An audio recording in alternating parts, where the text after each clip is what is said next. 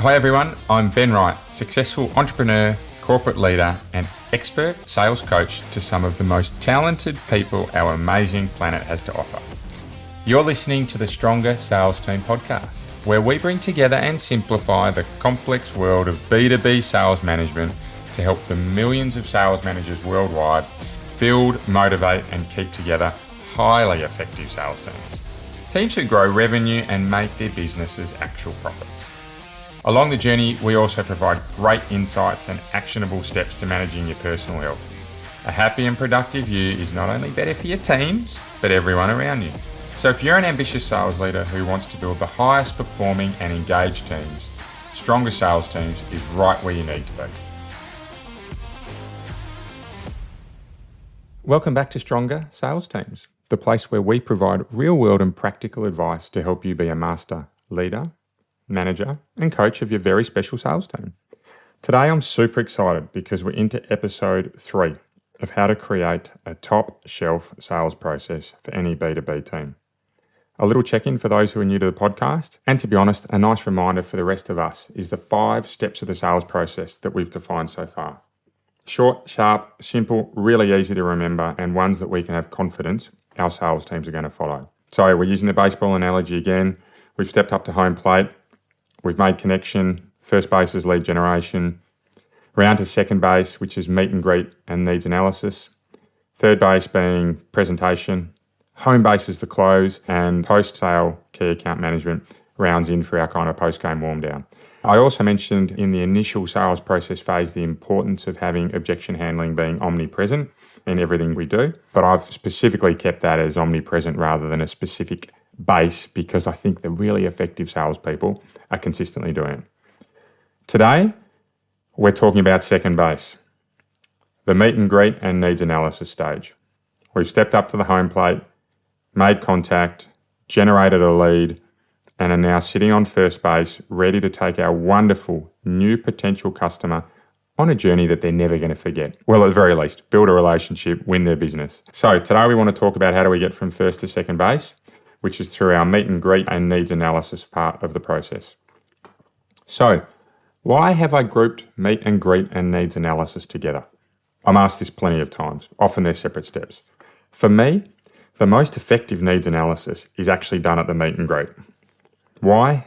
That's generally when we tend to get a customer who wants to give us the most time. They've agreed to a meeting with us, particularly if it's a sales-generated lead.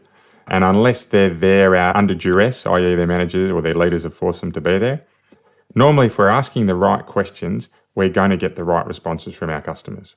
The limitation here is when you're in really complex selling. B2B selling that are generally really high values, or certainly around systems and IT, you're generally going to need to stretch the meet and greet and then needs analysis processes out over an extended period of time. And that's cool. If you'd like to know more about that, contact me and we can talk about it. But for me, we all know that salespeople are generally driven, intelligent people who like to do things their own way. It's part of the territory. It's part of what makes them tick.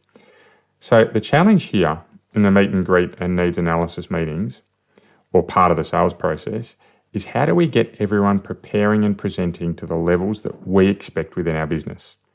I'll say this is not easy. This is one of the areas where I've seen leaders I've worked with struggle the most. And personally, I've often had to dig really deep to build a set of rules of engagement as to how we are going to do this as a team. That said, I'm going to run through the tips now that I've learned over my 20 plus years. So if you're multitasking, come back to me.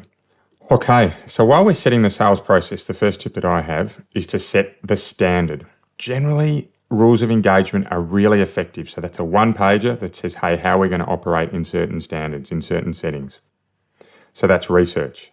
That's how and when we research a company. How we dress, the company pitch we put forward, the basic ways that we are going to show up to customer meetings. Once we get that nailed and our team repeat it, it takes a lot of the stress out of that initial first part of a meeting. And for many, it actually reduces the anxiety of saying, hey, I've got to meet this new person and how are they going to view me in that first meet. So for me, make the research, make all of these standards, again, part of your system symbols and norms. Embed it into the business through one-to-ones, through training, through meetings, and through how you regularly get together. Agree with your teams how you will meet a customer. This is the second part. Is it face-to-face? Is it video calling? Is it phone? And for me, probably for most industries, it'll be in that order. Although that said, there are a lot of industries that find they have higher cut-through rate and close rates by using the phone. They get to more people than they do face-to-face. Close rates are probably lower from a percentage point of view, but given that churn rate of number of people they speak, they get to higher sales, higher closed-won sales. And that's fine.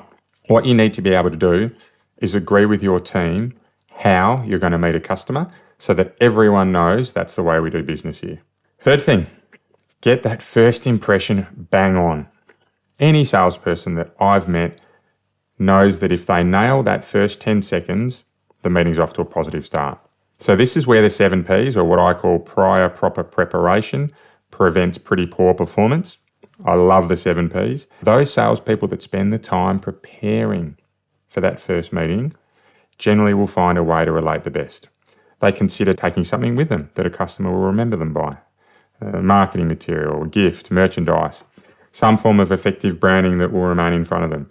Learning a little bit about them personally, learning about their business, learning about the problems and the challenges they're trying to overcome, or even just learning about the type of car that they drive, or even just learning about something personal on the way in the door can be effective. One of the salespeople that I've worked for a long period of time, his go-to is to have a look at the cars in the car park. And if they are a business that's typified by a certain type of car or a branded car or even electric cars, he opens with that, and it is so effective for him because it's generally a pretty neutral ground to start on. Okay, next thing, moving along. Agree as a team about how much time you want to spend in the relationship building stage. So for me, I've worked with salespeople who build relationships quickly just via their innate chemistry. Salespeople who use technical experience, so it takes a little bit of time. Those who just chat and banter, those who rely on introductions from others. So every member in your team should know what works for them, what is their best way of building relationships, and how much time are they going to spend on it. The people that I really see nail this are those who take the time to work through this together with their team. What's really important and critical is to be building capability and credibility during that meet and greet, and then of course into the needs analysis. So the next part, the next tip I have is that everyone in our team knows what our unique proposition, or our special sauce as I like to call it, what that is and how to communicate it.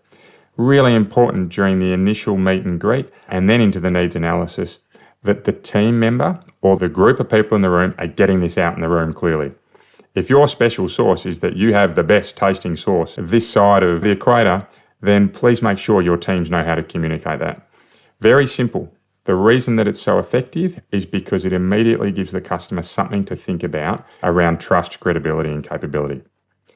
Okay, and we're going through a lot today, so don't be afraid if you forget any of this. There'll be show notes there, and there's plenty of opportunities to continue to go through this in future parts of our podcast. I'm going to really come back to all these regular, real-world types of application that we need to implement to make our sales team succeed. Okay, so we've built some rapport. Now we're into qualifying the lead or requalifying the lead. Our aim here is just to find out or to reconfirm what the problem for the customer that needs to be solved is. How do we make their life easier? How do we help them achieve an opportunity for their business? Or even how do we educate them about a problem they never knew they had? Definitely can call this requalifying, but as part of that initial meet and greet, part of the rapport building, we need to make sure that we're also qualifying exactly what our customer wants. Okay, so we've qualified what they want. This is where we move into the needs analysis. So I call this the pain and scope section of the sales process or of the needs analysis meeting. What is the pain or what is the opportunity for the customer and what scope do we have to fix it? A really good example I have of this is I remember a team that I worked with a couple of years ago. They had equipment. It was equipment that prevented people falling off roofs. And with almost all of the customers, the pain and scope was pretty obvious. It's, hey, we need to stop people falling off a roof and hurting themselves or anything worse. But I remember one of the team was talking to me about he was struggling to engage a customer. And I said to him, hey, are you sure you know exactly what they want to achieve? And he said, yeah, they need to stop people falling off a roof. And I said to him, just ask him again. Would you mind just asking this customer again what they're trying to achieve? Because it just wasn't adding up how slow the process was going. So he jumped online with him and I think he had a phone call. And what came out of it was that stopping people fall off roofs was important. Clearly, that was the reason they were buying it. But the bit they were struggling with is that they wanted to use this fall protection as a form of advertising for their business as well. So they actually wanted to wrap the fall protection around the top of a roof. Brilliant idea, by the way, if you're in the industry. And they just hadn't been able to work out how they could attach that to the equipment that we were selling. And for me, you could see the eyes of the salesperson light up when they worked this out, because straight away they were like, right, that's the problem I need to solve, which they did. They got it done. And I think they got quite a significant sale out of that for their business at a really strong margin. So I love that idea of making sure you're really defining what the pain and scope is. Okay, next part of needs analysis, asking really good questions. We've all heard that saying, 2 ears, 1 mouth. It is so important. We've not only qualified our customers as a prospect, we've generated the lead, we've qualified them as a prospect, and we've built some rapport with them. Now we actually really need to go a little bit further than that top line pain and scope and find out what they really need. In my career, in the teams and the people that I've worked with, the most successful salespeople nail this part of the process. Get it right, and you are instantly head and shoulders above the competition. Sure, very easy to get wrong. 1 or 2 questions, and then you launch into the pitch. So as sales leaders, we need to think about, how do we encourage our salespeople to be asking more and more questions? Is it a whole lot of preset questions? Is it a rule of 5? We ask 5 questions before we move on. Is it a just ask 1 more question mentality? Is it a number of questions and we keep confirming with the customer until we think they have nothing else? I love that question that says, is there anything else? Hey, I think I've got your needs analysis, or I think I've got your problem sorted. You need to be able to find a way to deliver to your customers at 5% lower cost than you are. Have I got all of that? And often we find that there'll be more to it. And we need to keep asking our customers, have I got it right? Have I missed anything? As many times as we need to until the answer is no. For me, I've seen this work so many times, and I'll share another example just because this is such an important part of the sales process. I remember, again, a business I was a part of, this would have been 6 to 8 years ago, and they're in front of a customer, and the customer was focused so heavily on the lowest price possible. It was a lighting product for their stores. They had a lot of these. They had 80,000 of these lights, I think, and they were $10 each plus a whole lot of labour around installation, right? So we're talking about a reasonably significant, into the millions of dollars of sale. And it was low price, low price, low price. We actually ended up walking away from that deal and said to the customer, here's what's going to happen if you go down the low price path. And it was all along the quality of lighting and regular warranty call-outs and those type of things. And we walked away. And at the end of the meeting, we said, please give us a call back because we think there's another way for you to do this if this doesn't work for you. They said, fine, great. And away they went and they did it. About 6 weeks later, we got a call back and they were experiencing all the problems, particularly around a poor customer experience. I think the lighting wasn't strong enough to be presenting their products correctly. They said, hey, can you talk us through what we want to do next? We actually then reversed engineered and said, hey, what's the amount of light you actually need on the floor to be able to have really happy customers and a really great shopping experience? And we worked backwards from there. And what happened was we actually ended up selling a product that was about 30% higher than the initial product that they asked us to pitch on. And we picked up 90% of those 80,000 lights and had a terrific relationship. And this was a terrific brand, terrific people working in the business. But what happened is we actually provided, through some really good needs analysis and some patience, we actually ended up finding a solution for them they didn't know they needed. And it took a little bit of time. We sat in this needs analysis, meet and greet and needs analysis stage for a good couple of months. But once we got it right and we asked the right questions and in the end designed a product for the customer that was far better than anything else they could get, we really did reap the rewards out of it. Okay, so during the needs analysis when we're asking lots of questions, a nice tool that I've seen used effectively is one called the B.A.N.T method, B.A.N.T. And I've got a couple of methods I'm going to introduce to you. So much content in today that if you don't get it all, my hope is that you pick 1 or 2 things out of this that really work for you. But the B.A.N.T method, it's all about budget, B, authority, A, need, N, and timing. So more simply, budget, how much does a customer want to spend? Authority, who's making the decision, right? We really want to make sure we're in front of the decision maker. When do they need it? N. And T is the timing that they're going to make the decision based on. So needed is when they actually need it, but the timing is how long it's going to take you to make that decision. So if you can have some really interesting case studies or data around that you'll have ready to present when you're using this method and slot it in across those 4 budget, authority, need and timing stages, it sets you up in a really good position. In fact, check it out. There's a really cool software out there. It's called Shuffler, SHUFFLR.com. Fantastic. It's a type of SaaS software that actually allows you to have a much larger slide deck ready in front of a customer, but you might have only selected, say, 8 or 10 slides out of that deck, but you can very quickly and intelligently, when a customer brings up something you weren't expecting, find something else. So go check it out, Shuffler, SHUFFLRR.com.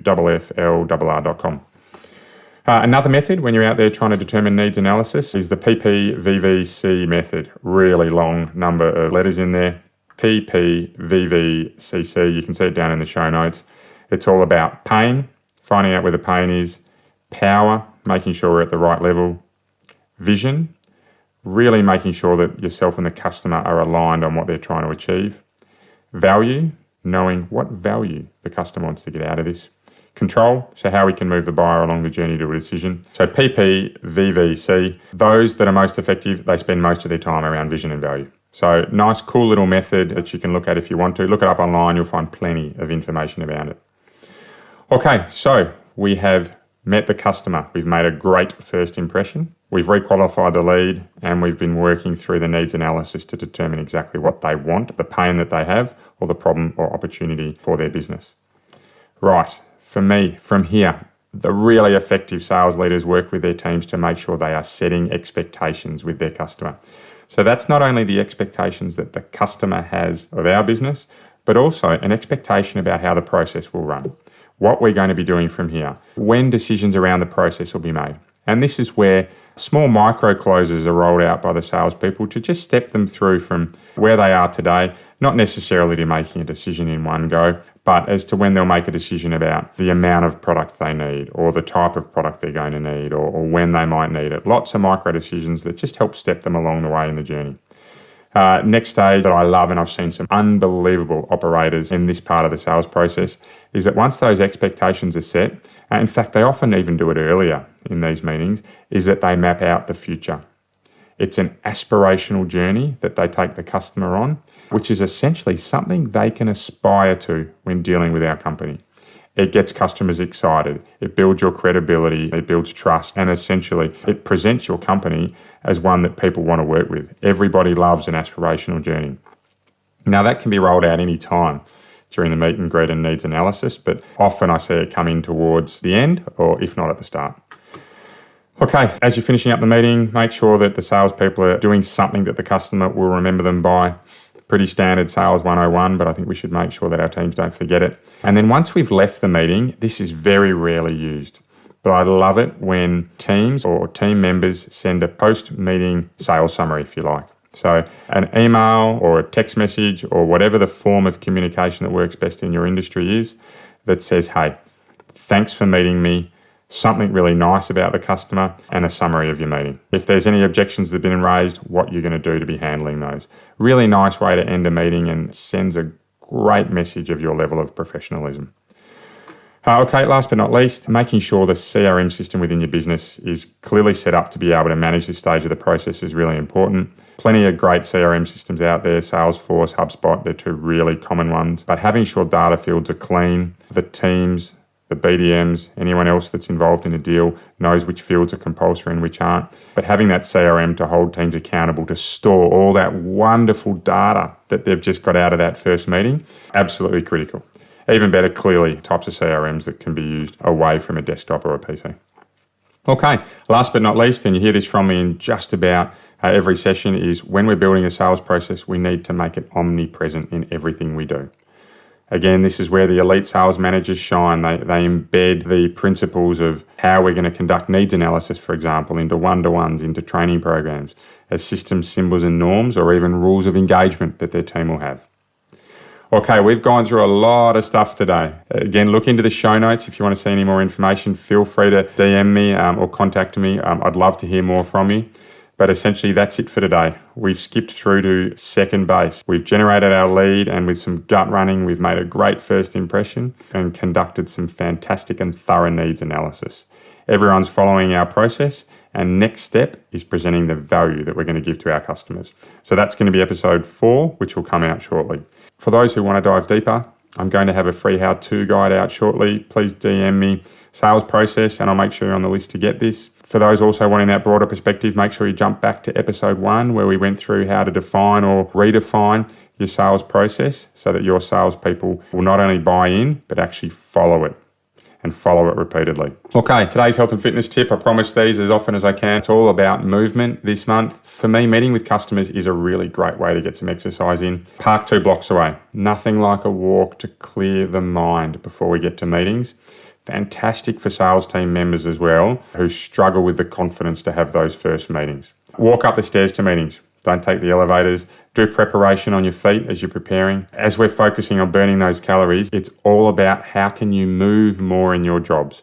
I want to see you as a sales leader be the best version of yourself that you can be, to be fit and healthy and present like that to your team, because it goes a long way into building a great team.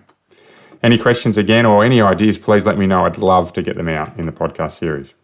But until next time, keep living in a world of possibility and you'll be amazed by what you can achieve.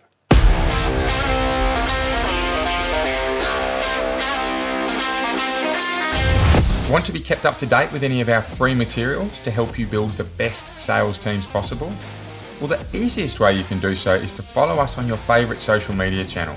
We're at Stronger Sales Teams on most of them, and if you DM us Stronger, we'll send you right back some great resources to help you build your superpowered sales team. If you'd like a little more help, please get in touch directly and book a free discovery call with me. I run a limited number of these sessions and they're free for my podcast listeners. I'd love to help you out. Until then, see you next week for another podcast of Stronger Sales Teams.